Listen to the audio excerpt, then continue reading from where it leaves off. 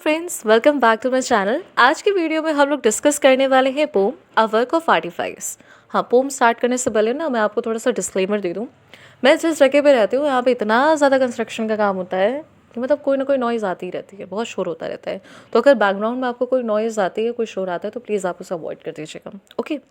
अब ये जो पेड़ आपको पीछे पिक्चर में दिख रहा है, इसी पेड़ को हम लोग बोलते हैं bonsai tree.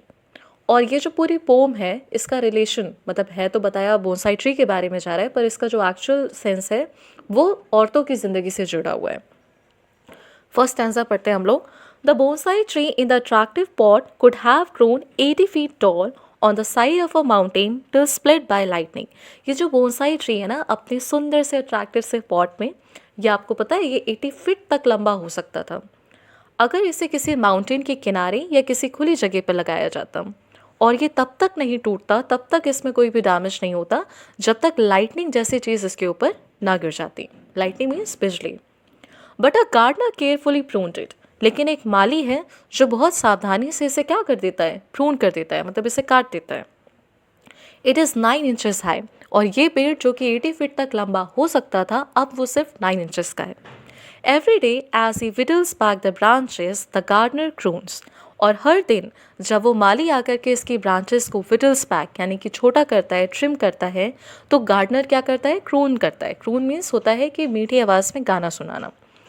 It is your nature to be small and cosy, domestic and weak, how lucky little tree to have a pot to grow इन।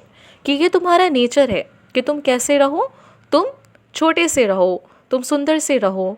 तुम्हें बाहर लगाने के लिए नहीं बनाया गया है, तुम्हें तो घर में लगाने के लिए बनाया गया है। इस वजह से तुम डोमेस्टिक हो, तुम वीक हो, और साथ ही साथ तुम बहुत ज़्यादा लकी हो। क्यों?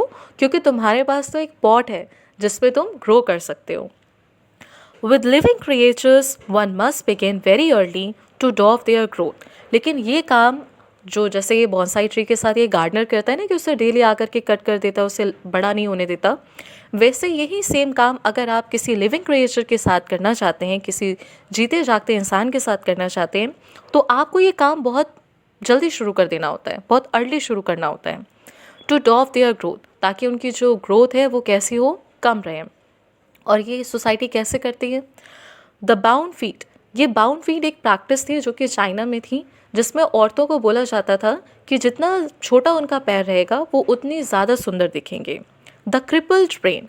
क्रिपल ब्रेन का मीन्स एक ऐसा ब्रेन जिसका बहुत ज़्यादा डेवलपमेंट नहीं हुआ है। तो जब आप औरतों को ये बोलेंगे कि अरे तुम तो डोमेस्टिक हो, तुम तो घर में रहने वाली हो, देखो ना तुमको तो एक पॉट मिला है, एक गमला मिला है, यानी कि एक घर मिला है जिसके अंदर तुम रह सकती हो।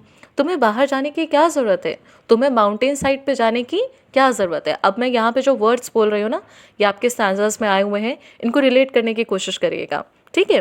कि जैसे बोनसाई ट्री को बोला गया कि अरे तुम तो छोटे से हो, कंफर्टेबल से हो, तुमको तो एक पॉट मिला है रहने के लिए, वैसे हम औरतों को भी तो क्या बोलते हैं कि अरे तुम्हें तो घर मिला है ना, तुम घर में रहो, घर की चीज़ें देखो, घर का काम देखो, बाहर निकल करके क्या करना है।